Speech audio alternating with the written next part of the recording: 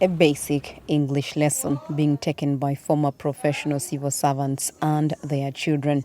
These are Arab-speaking refugees from Sudan who are in desperate need of learning the English language to ease their transition into Uganda. Among them is Razan Abdurrahim Muhammad, a chemical engineer by profession and the mother of 4 children. Having escaped from Sudan in March, Muhammad lost contact with her husband. I want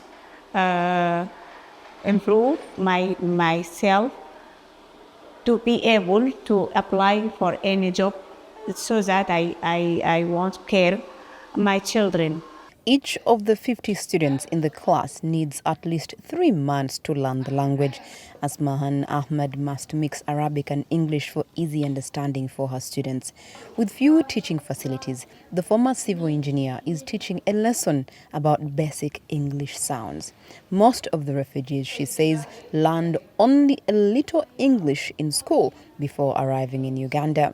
It was difficult for us to communicate and use it for social purposes, and we find that hardness to explain ourselves, that what we know, than what we want, what we need. Daula Hussein Hassan was first displaced from Sudan in 2011 during a civil conflict.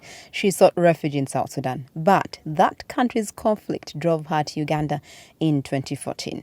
Now, the executive director of the Kanda Kiat Organization for Women's Empowerment says she has been working to better the lives of these newly arrived Sudanese refugees. Hassan notes that struggles with the English language have left many refugees frustrated regardless of their education and qualifications. They need real assistance to fix themselves within this community and to feel their dignity. Because if I'm there, if I'm a doctor myself, I'm not expressing to my fellow doctor how I feel, how I'm sick, because of the language barrier.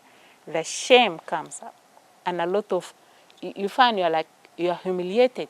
As of early June, Uganda has registered more than 39,000 refugees from Sudan, with 70% being women and children.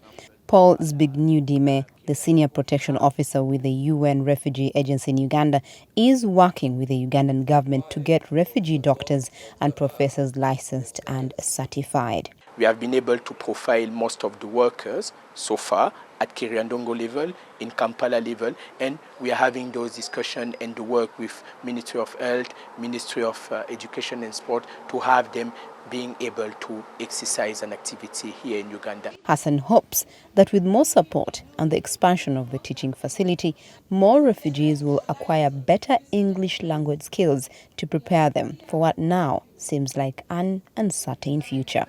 Halima Athumani for VOA News, Mukono, Uganda.